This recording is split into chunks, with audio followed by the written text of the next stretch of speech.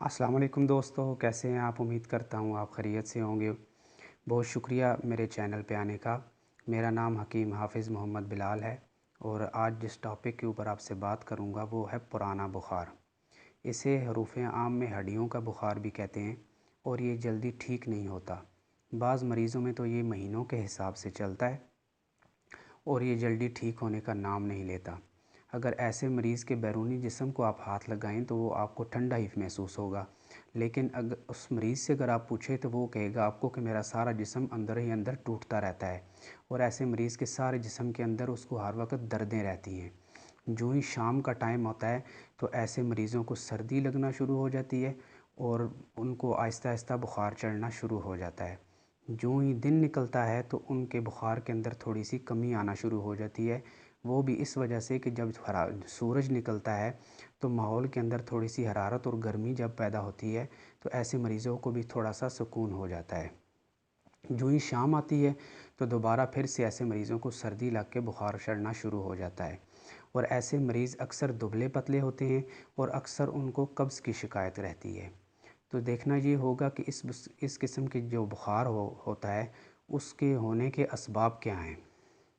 ऐसे बुखार को हरूफ़ आम में या हमारी तिब्बी ज़बान में सोदावी बुखार कहते हैं, जिसे तेज़ाबियत या खुश्की वाला बुखार भी आप कह सकते हैं।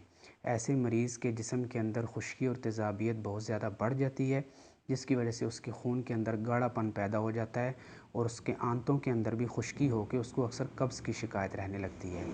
बुखार के आम तौर पे जो मरीज़ों में ये देखा गया है कि अगर बुखार के मरीज़ को पसीना आना शुरू हो जाए तो उसके बुखार के अंदर कमी आना शुरू हो जाती है।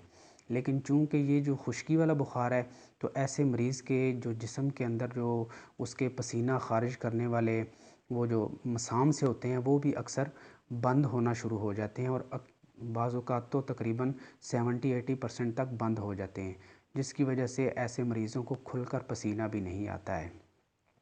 जब ऐसा मरीज़ डॉक्टर के पास जाता है तो डॉक्टर अक्सर उसको एंटीबायोटिक अद्वियात देते हैं जिनका मिजाज भी गर्म और खुश्क होता है। जो ही वो ऐसी अद्वियात इस्तेमाल करता है तो उसको वक्ती तौर पर आराम ज़रूर आ जाता है, या जितनी देर तक वो मेडिसिन इस्तेमाल करता रहता है तो उसको आराम रहता है।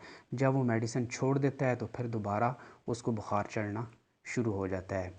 और दूसरी इसमें ये भी होता है कि एंटीबायोटिक्स अद्वियात जो होती हैं वो इंसान के जिस्म के अंदर क़ुव्वत मुदाफ़ियत जो होती है, जो बीमारियों के साथ मुकाबला करने वाली क़ुव्वत हर इंसान के अंदर अल्लाह पाक ने एक रखी है कि वो बीमारियों का मुकाबला करती है। एंटीबायोटिक्स इस दवाइयों के ज़्यादा इस्तेमाल से वो क़ुव्वत मुदाफ़ियत भी कमज़ोर पड़ना शुरू हो जाती है और ऐसा मरीज़ फिर जल्दी ठीक नहीं होता।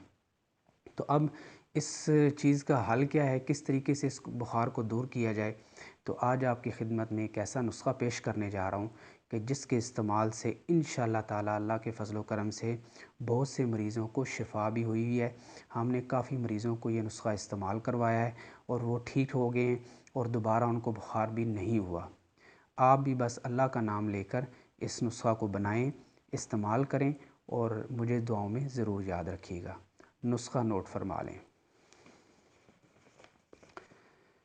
इसमें जी गलो, दारचीनी, सौंफ, मुलट्ठी और अजवाइन, ये 5 चीज़ें हैं। इन पाँचों चीज़ों को बराबर वज़न लेकर आप किसी भी पंसार स्टोर से इन पाँचों चीज़ों को लेकर बराबर वज़न में ले लें और इनको पिसवा लें।